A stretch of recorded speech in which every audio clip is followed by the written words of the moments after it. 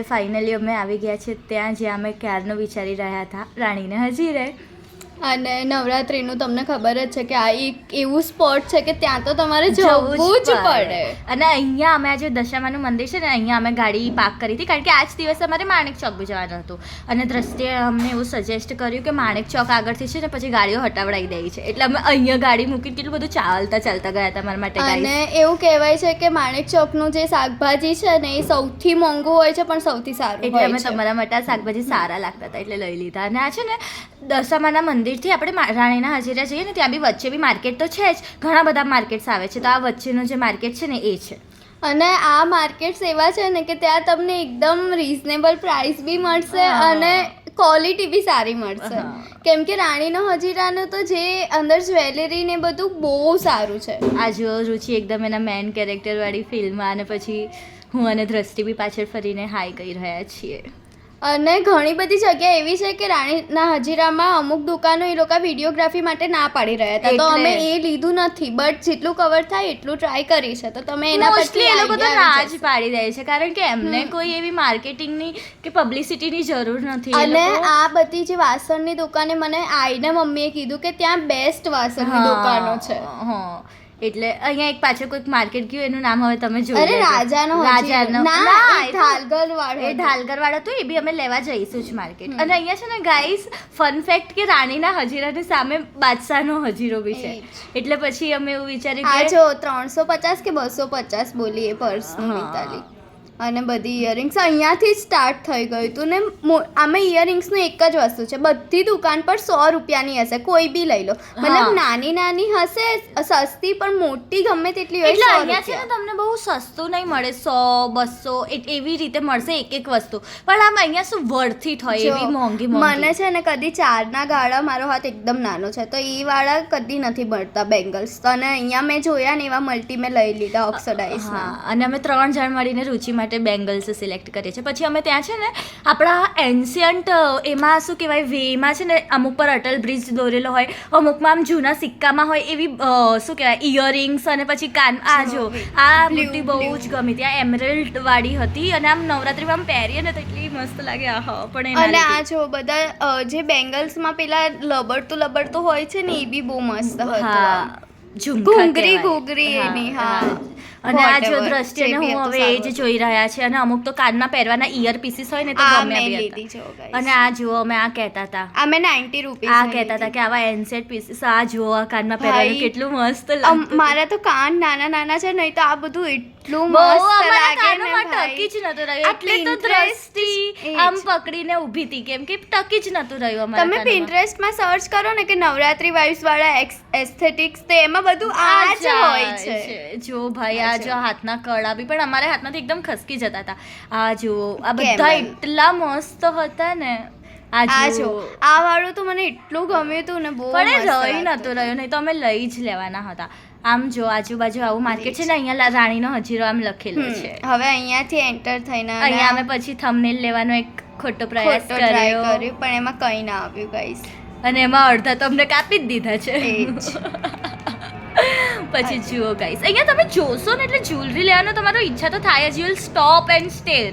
અને આ હું ગયા વર્ષે બી અહીંયા ગઈ હતી, અત્યારે નવરાત્રી હજુ થોડીક વાર છે તો આ બધું ખાલી હતું, પણ નવરાત્રી આવતા બધું ફૂલ હશે. પણ અહીંયાની તમે ઇયરિંગ્સ જોઈ જ રહ્યા છો, આમ જોઈને જ લેવાની ઈચ્છા થઈ જાય. કોઈ બી લઈ લો 100 રૂપિયાની આમાંથી, એટલે કોઈ બી ચૂઝ કરવાનું. મેં એટલી મસ્ત મોટી લીધી છે, ફ્લેર છે ને 16 કે 32 કલરના હતા ને તોય 800 જ રૂપિયા કંઈક કહેતા હતા, અને કે તમે 2 લેશો ને તો ભાવ બી કરી દેશું. એટલે પછી મેં અને રુચિએ 2 અમારા આ બતાવ્યા કે અમને આ 2 કલર્સ ગમી રહ્યા છે, અને અહીંયા ફરીથી થંબનેલનો પ્રયાસ કર્યો.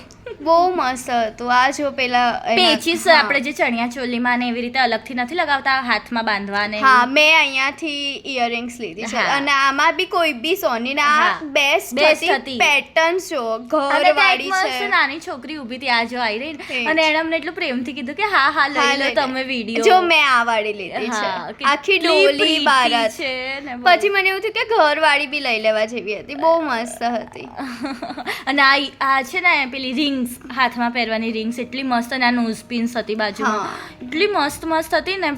બહુ જ અહીંયા મસ્ત. આ બહુ મસ્ત દુકાન હતી. અહીંયા છે ને બધું પિન્ટરેસ્ટિંગ આ જો મને આવી બ્લેક વાળી એટલી ગમે ને પણ આપણા હાથમાં બહુ મોટી લાગે એટલે એ પછી તો છે પણ કેટલું મસ્ત લાગે એનો જ હા. ખાલી ફોટો લઈએ ને તો આ વાળી હા મને પેલી આ કડું આ તે લીધું ના તે પેલું મેં લીધું બીજું ગળામાં. લીધું છે આ આવશે આગળ હા જો આ ઇયરિંગ્સ બી ગમ્યા હતા પણ પછી કેટલું બહુ લેવાનું મસ્ત આ માની જે ડિટેલિંગ હોય ને આ ભાઈ. દ્રષ્ટિએ આ કમરબંધ લીધો ને અને હું મારા રુચિ- ઘરે પડ્યો છે લઈ હા, જજે અને હું રુચિ એટલી અડરથી એને જોતા હતા ને કે હા કેવી મસ્ત લાગી રહી છે દ્રષ્ટિ આ કેમ લીધો કે છે એ એવો હતો કે જે તમે કોઈ બી વસ્તુમાં પહેરી શકો મતલબ સ્કર્ટ પહેર્યું છે એમાં બી બહુ મસ્ત લાગે જીન્સ પર બી ઇવન બહુ સારું લાગે તમે ક્રોપ ટોપ કે એવું કંઈક ને હું પહેરી આઉટ ઓફ નોવેર કંઈ બી કરી રહી છું ત્યાં એ તો તું હંમેશા એવું કરતી હોય છે તને ખાલી મને- રિયલાઇઝેશન આ મોમેન્ટ માટે છે. હું કદી કોઈ આટલું બધું સિલેક્ટ ના કરી શકું મિતાલી હા પાડે તો હું લઈ લઉં સિમ્પલ આ જો પેલો તને બહુ ગમ્યો તો ને આ હા સ્કર્ટ એ વાળો મને બહુ ગમ્યો હતો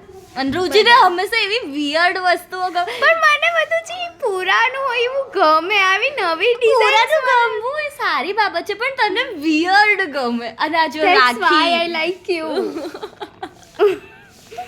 જો ગાઈસ આ પર્સ ઝોલા ભાઈ આ બધા ટોટ બેગ્સ ને એ બધું આ લોકોએ ખાલી બ્રાન્ડિંગ અહીંયાથી તે લીધું છે. અહીંયાથી મેં લીધું છે હા બહુ જ મસ્ત મેં લીધો છે તે 200 રૂપિયા વાળો મેં હા 200 100 નો હતો 150 હતો 200 એવું વાળે મને રિયલાઇઝ કરાયું અને કહેતી હતી કે તે તો વધારે શોપિંગ કરી લીધી તો એ જ. આ જો આ નહીં લીધું આ તો 100 વાળો હતો ને એટલે એ તો ના જ ગમે આપણને તો મોંઘી જ વસ્તુ ગમે આમાં બધું સારું આ હતું. આ લીધું લીધો છે હવે અમે જેમ જેમ થોડાક આગળ જઈ રહ્યા હતા તો ત્યાં બધી રાખડી હતી અને આનાથી બહુ વધારે શોપ હતી પણ એ લોકોએ વિડીયો લેવાની ના પાડી દીધી હતી હા અને આ છે ને કાનાજીના વાઘાની શોપ એ જ. હતી બહુ મસ્ત મસ્ત હતા ત્યાં અને ત્યાં છે ને દ્રષ્ટિ રાખડી લેતી હતી એટલે અમે એ જ. ઊભા હતા એટલે પછી આ લીધું હતું આનો પછી video. વરસાદ ચાલુ થઈ ગયો તો બહુ બધું મેસ તો થઈ ગયું હતું જ બટ હવે એ જ. જોઈએ પછી આગળ છે ને અમે બુક ગલીમાં પણ ગયા હતા અમે વિચાર્યું હતું કે ત્યાં બી ત્યાંનો મોટો video વિડીયો લઈએ પણ વરસાદના લીધે થયું જ નહીં તો અમે હા. લાસ્ટમાં અટેચ કર્યું છે અને થોડુંક અહીંયા જ છે પણ એમ guys. એના માટે અગર તમારે જો મોટો વિડીયો જોતો હોય ફૂલ લાઈક એક બુક ગલીને ડેડિકેટેડ તો એ તમે અમને કોમેન્ટમાં આ જણાવો છે ને 20 20 30 30 એવી રાખડી હતી હે ને દ્રષ્ટિએ ઘણી બધી લીધી હતી હા એટલે એને પૂછી લઈશું આ જો અહીંયા બી પાછી ઇયરિંગ્સ ને વાળું હતું મતલબ બધે બધું હતું જ કે અહીંયા કેવું છે એક લાઈન ને અને અહીંયા માણેક book ચોક ગલી કહેવાય થઈ ગઈ હા સરું પણ અહીંયા એવું જ છે ને એક લાઈન બુક એટલે ગલી છે અહીંયા ગલીઓમાં ગલીઓ છે એટલે તમે 2 કિલોમીટર બી અહીંયા ચાલી લીધું હોય ને તો તમને રિયલાઇઝ ના થાય કે તમે 2 કિલોમીટર ચાલી લીધું અને છે બધાને અલગ અલગ નામ આપી દીધા છે તો બાય બાય ગાઈઝ સબસ્ક્રાઇબ